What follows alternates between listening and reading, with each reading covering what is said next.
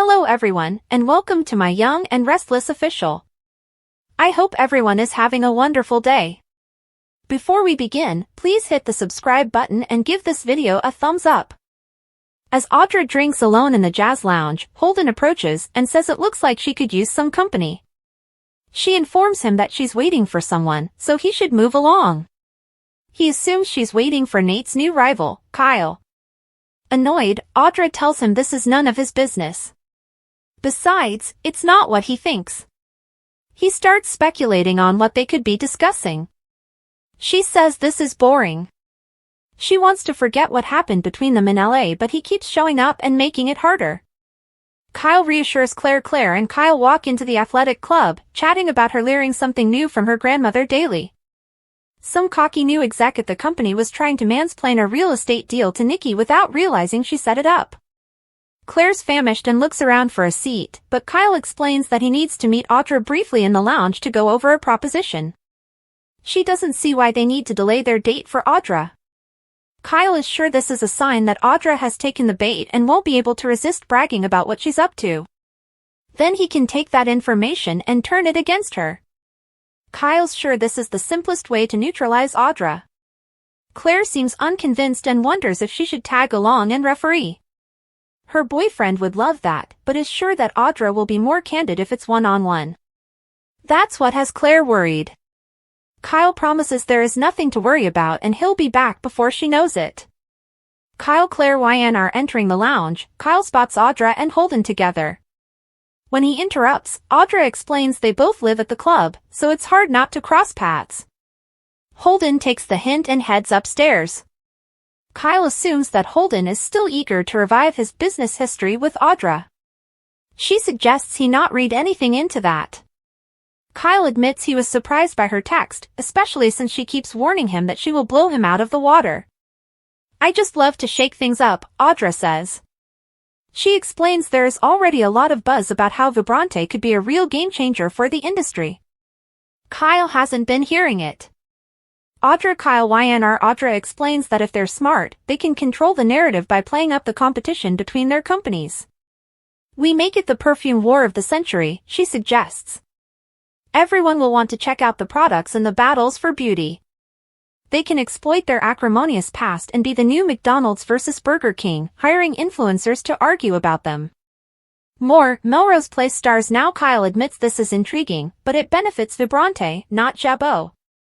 She's sure this could give his company a much-needed refresher. He's not buying it. To try to convince him, Audra uses an example from Miracle on 34th Street. That doesn't help talk him around. She reminds him of the Jabot sunscreen ad and his wardrobe malfunction. That was a great success, so she suggests they coordinate exposing themselves by leaking fake texts and such to reporters to cause a stir. Kyle agrees to think about it, but urges her not to pop the champagne. "I'm putting the bottle on ice," she assures. Holden questions Claire at the club bar. Claire sighs and orders a Vesper. Passing by, Holden spots her and asks if he can join her. He's happy to see her drinking a Vesper. They order another one and Holden wonders why Kyle is drinking with Audra while she's up here. He questions her boyfriend meeting with someone he is supposed to be in competition with. Claire says she has no idea, they keep their personal and professional lives separate. Holden asks if Kyle and Audra ever had a non-professional relationship. Claire wonders why he's so interested. He's vague. Sipping her drink, she suggests perhaps he's jealous of Kyle and Audra. Holden claims he's just a curious guy. When he asks what it's like to be the granddaughter of the great Victor Newman, she groans, but confesses that Victor adores his family and would take a bullet for any of them. She loves him dearly. Holden brings up Victor's long rivalry with the Abbotts and guesses he can't be happy about her dating Jack's son. Before Claire can respond, Kyle and Audra arrive and ask if everything is okay. Claire says everything is fine. Holden says he doesn't like to drink alone. Or let a woman drink alone, Audra adds. After a few snipes between the men, Claire declares she's even hungrier than before their meal was interrupted. Audra apologizes for stealing Kyle. Claire snaps that she didn't. As Audra takes off, Holden chases her into the foyer.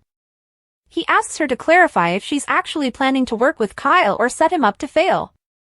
More, remembering the anniversary of Cassie's death back at the bar, Claire assures Kyle that she's fine. Holden just asks a lot of questions and thinks he knows the answers. He fills her in on the idea that Audra pitched to him. She doesn't think it's such a bad idea. Kyle agrees, but he has no desire to help his ex succeed and he knows Audra doesn't want to help Jabot. Claire suggests this may have nothing to do with Jabot, and everything to do with him. Claire Kyle YNR Sally worries about Phyllis. Billy trails behind Sally as they jog into the park. As they stop for a breather, she says this was a nice distraction from Phyllis, but her guard is still way up with that woman. Billy threatens to take his shoes off and touch grass again so that they can calm down. Sally is concerned about Phyllis and her not-so-veiled threats. That woman is capable of anything and her threats are the only thing that Sally takes seriously. Billy explains Phyllis throws threats around like other people say thank you. More, life in pics.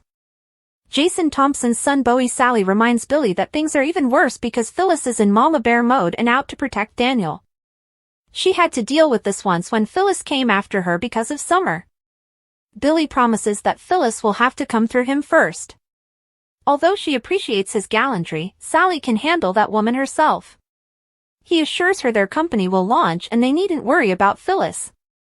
Sally tells him he's made her personally and professionally happy. She's glad she has a stake in what they are trying to accomplish. That's why she wants to focus on the good. If Phyllis pushes her, she will push back hard. Phyllis pitches Amanda on Crimson Light's patio. Phyllis spots Amanda talking on the phone to Dumas and hangs back to eavesdrop. Amanda tells her boss that the Winters family are not backing away from their demands to speak to him. When she gets off the line, she turns and finds Phyllis smiling at her. It sounds like she's not the only one looking for an audience with the mysterious man.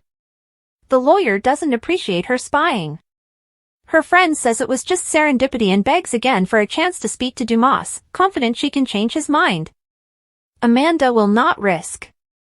The lawyer doesn't appreciate her spying.